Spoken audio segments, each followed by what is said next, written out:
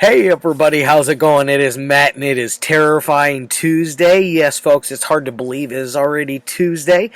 First and foremost, I do hope each and every one of you, yes, all of you that are watching this, I hope you're having a great morning, evening, dawn, day, or dusk, all that lovely stuff, because life really is too short as is. Please do like, share, and subscribe. I love seeing each and every one of you every Monday through Friday, permitting my schedule, and of course major holidays I will not be here, of course. And then also do me a really huge favor and check out the information in the description box. I have some more info in there, such as your basic synopsis, your starring cast, director, runtime of the cut I am watching, MPAA rating if there is one that exists, some trivia if there's anything worthwhile of mentioning, and then of course I always try to put a link for either a trailer or a scene from the movie. Now today is one of those rare occasions when I could not find anything. I couldn't find a trailer or a clip or a blurb or nothing except for other people's reviews, and I'm not going to leave a link for somebody else's review for you guys to watch a trailer. That's just weird. Either way, it's one of those that honestly I think if you're a Jess Franco fan, you'll definitely like this one, because it is very typical Franco. It definitely delivers on its sleaze factor. And this one came out back in 1981 and is none other than Hellhole Women, also known as Sadomania. Yes, this is a very interesting one. It stars Ajita Wilson, Ursula Fellner, Robert Foster, Gina, Jansen, and Andrea Guzzon, and this was directed by Jess Franco himself, who also did a part in the movie as well. He plays a character named Lucas. Lucas's character is a kind of a pimp.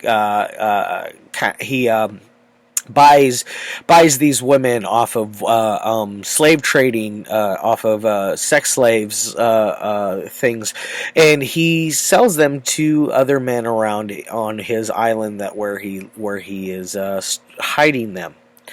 Now, it's an interesting role for him, but I did watch the special features on here, which, by the way, this is from Blue Underground. I don't know if this one has another release as far as DVD or Blu-ray goes. I only know of this one right here. As far as I know, it is completely uncut. As far as what we have inside, it is a standard issue pressed DVD. There's zero reversible artwork, but you do get this, a reddish background with your index selection on there as far as your scene selections go. And then for your special features, you have an interview, about an 18-minute interview, 15 to 18 minutes, with Jess Franco himself, and he goes over this movie, which is very interesting. And he talks about stars Ajita Wilson and Robert Foster, and how Ajita really went above and beyond with her character, because she was based off of an Ilsa, the she-wolf of the SS. He was trying to make a Spanish version of that. He kind of came close, but not. The only thing is that yes, she is a wicked warden type. She does make them sex slaves, and she is under the rule of the government, under the rule of a corrupt governor that is paying these women that run this camp to essentially keep these other women theirs, to make them their sex slaves. Very, very interesting how that works out. What else did he have to say? Oh, he talked about how Ajita was she passed away back in, I believe, the 80s, if memory serves me correct. I want to say like 1988, 1989, something like that. Very, very sad ordeal. It is a little up in the air on how she died. Jess Franco claims she died from AIDS. Online, it claims she died from a hemorrhage from a car accident. So I don't know which to believe. Ajita was a transgendered person. She had gone through the sexual sex change where she was a man and she became a woman. you would never know, would be able to tell. Honestly, I thought for sure that this was all woman, and she is. It's a she, in my opinion. There's no he there. But either way, she does an amazing job in this, and I really, really liked her performance. The rest of the crew are a little bit up and down, but that's typical of Jess Franco films. You're not getting into them for acting or plausible storylines or good direction. You're not getting into a Jess Franco film for that. Some people think he was a mad genius. I happen to think he was a crazy man that got lucky and made a lot of films. Unfortunately, I think out of his 200 plus filmography, there's probably only about 20 of them that are coherent enough to really watch and understand and really like, because there's a lot of them on his filmography that are just filler and garbage, because he was known for making multiple films at one time. He would take footage from each of them and make different movies from them, and all kinds of weird stuff like that. So it definitely has a more. This one has more of like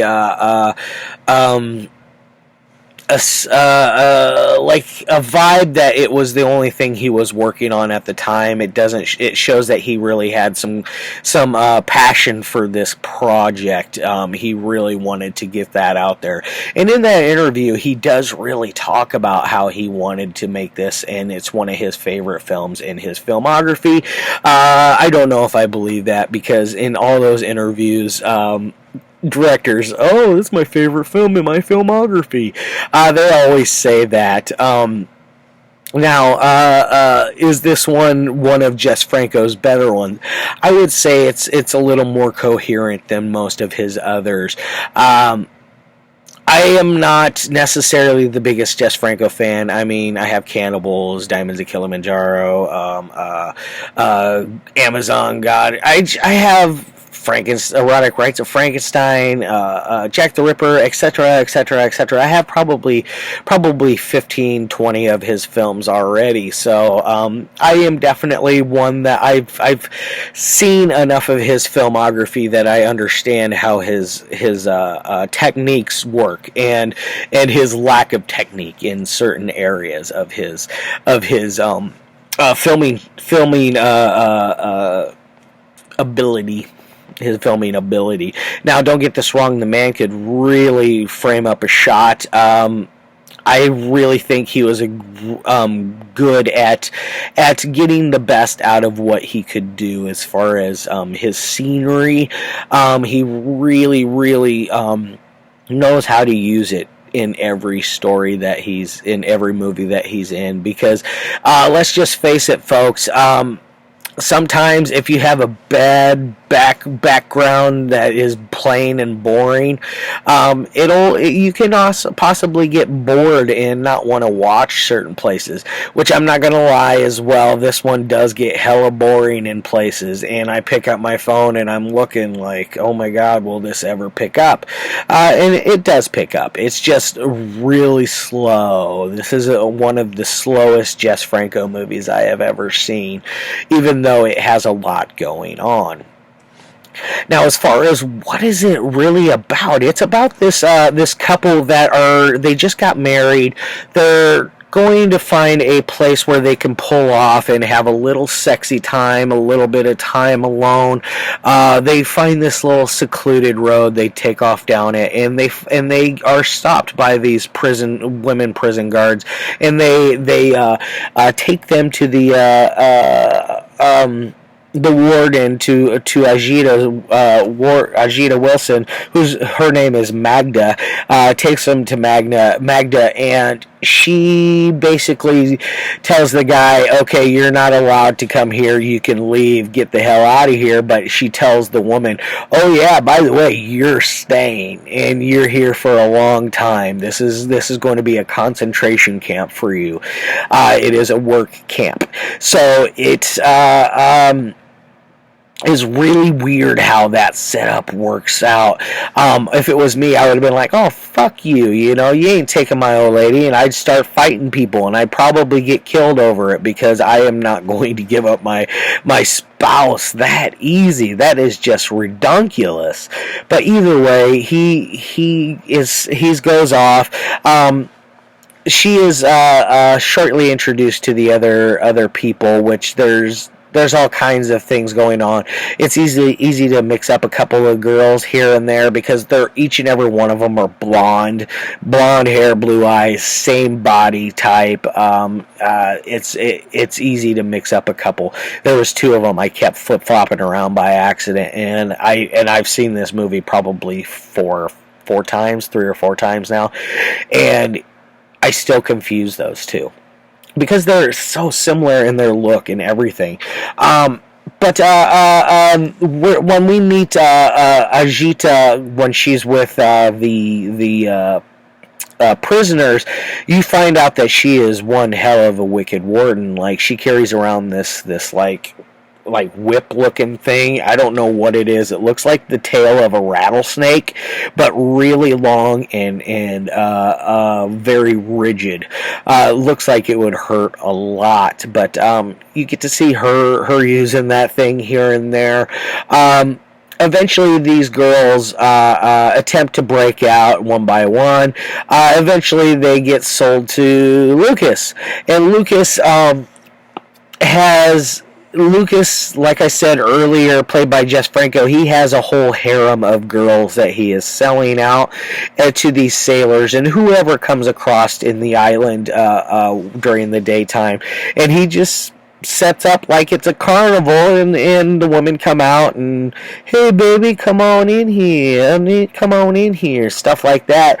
And one of the girls that that was in the camp with all of them, because they all end up at this same place, the ones that live, they they come across this one girl who has been there for a little bit longer than they have. She is clearly very, very, very ill. They think she had what did they say? A vaginal disorder, or an STD, or something like that. I forget exactly the wording that they said, but either way, it made me giggle, because it was so not politically correct. It just made me giggle, like, oh my gosh.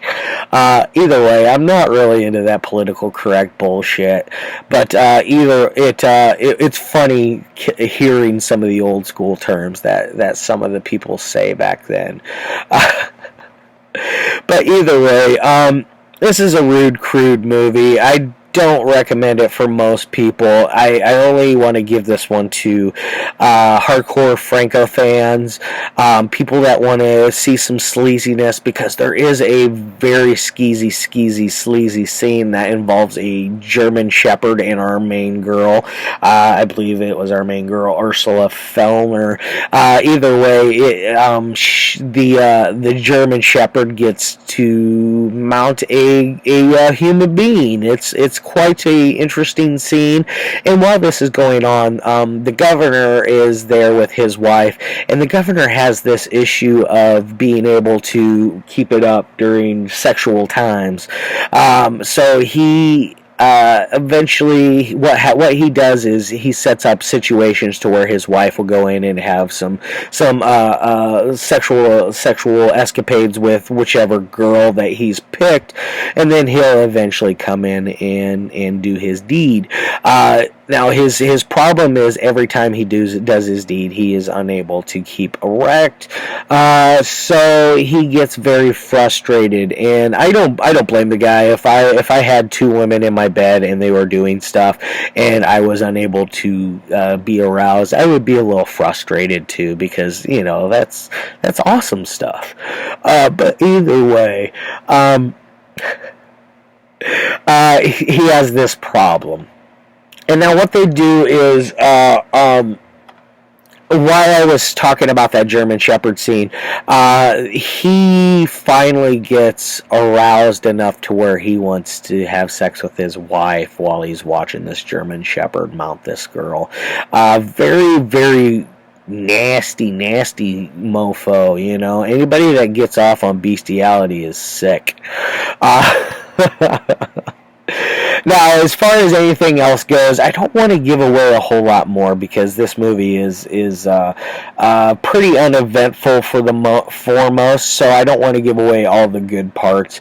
You got to tread through a lot of bad parts, a lot of slowed down boringness that really. It makes sense, but it doesn't make sense in the same time. It makes sense in a Jess Franco universe. But if it would have been any other filmmaker besides Jess Franco, it wouldn't work. Maybe Joe D'Amato would be able to do a good job with this one. But either way, this is a Spanish film, not an Italian film, just to let you know. As far as any kind of ratings would go on a technical side, this thing's probably a 2 out of 5. It could be much, much better. The acting is probably from Ajita is probably the best part of the whole movie. The rest of the girls are terrible. The scenery is probably the best star of the entire movie because there is amazing, amazing scenery in here, and I was just chomping all that stuff up because I really like. They have like mountains and like mountainous terrain and with plateaus and peaks and next to the ocean. It's awesome. But anyways, as far as an entertainment side goes, this is probably a 2 out of 5 as well. This is like a 4 out of 10 kind of movie. It could be much, much, much, much better. This one I went in with a lot of hope, and it fell flat, like I said earlier, about places that it gets very slow. So do expect some flat boringness with this one if you haven't picked that up on my review. Yeah, that's everything for the day. I can't wait to see it tomorrow. I'm not 100% which one I'm going to line up. I think I'm going to do a something from Something Weird video. It's been a hot minute since I have done anything from them, and I got an amazing one that I have lined up for the week, and I hope you guys tune in to check that one out. Anyways, check out Sadomania if you're a Jess Franco fan or a hardcore Sleaze Factor fan. Alright guys, love your faces, and I'll see you tomorrow.